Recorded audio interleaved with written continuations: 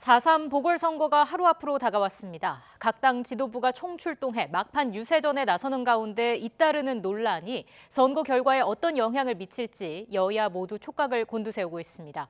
국회 취재기자 연결합니다. 우철희 기자.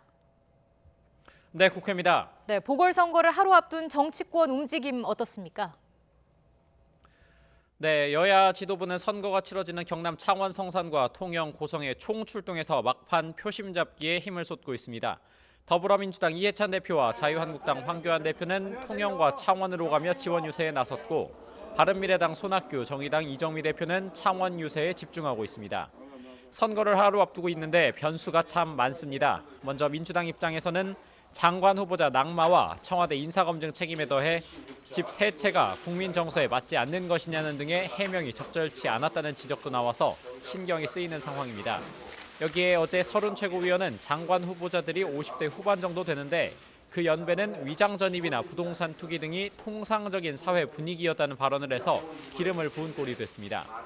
한국당 입장에서는 황교안 대표의 선긋기에도 김학의 전 차관 사건과의 연루 의혹이 계속 제기되고 있다는 점이 부담입니다.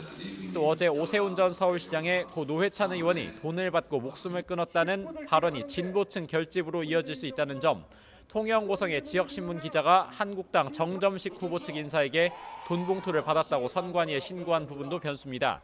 여기에 경기장 유세 논란도 있습니다. 한국당은 경남 FC 축구장 유세로 선거관리위원회로부터 제재를 받고 조금 전에는 프로축구연맹이 경남 FC 구단에 책임을 물어서 제재금 2천만 원의 징계를 하기도 했습니다. 정의당도 창원 LG 농구장에 이름과 기호가 적힌 머리띠를 착용한 채 방문해서 선관위가 행정조치를 내리기로 한 부분이 어떤 변수가 될지도 주목됩니다. 네, 오늘 국회 상황도 짚어보겠습니다. 정보위원회가 열리고 있고 인사청문 보고서 채택을 둘러싼 대치도 계속되고 있다고요. 네, 그렇습니다. 국회 정보위원회는 오늘 오전부터 민감용 경찰청장을 출석시켜서 경찰청에 대한 업무 보고를 진행하고 있습니다. 비공개로 진행돼서 세부 내용을 알 수는 없는데 여야 간 이견을 보이는 국정원의 대공수사권을 경찰로 이관하는 방안 등을 놓고 논의가 있을 것으로 보입니다. 이와 함께 오늘은 최근 관심이 큰 현안에 대한 질의가 집중될 것으로 보이는데요. 특히 김학의 전 차관 사건과 관련해서 박근혜 정권 차원의 경찰 수사 방해 여부, 버닝썬 사건과 관련해서는 경찰의 유착 의혹에 대한 내용이 주로 다뤄질 전망입니다. 또 국회 농림축산식품해양수산위원회는 문성혁 해양수산부 장관 후보자에 대한 인사청문 경과 보고서를 적격과 부적격 의견을 모두 달아서 채택했습니다.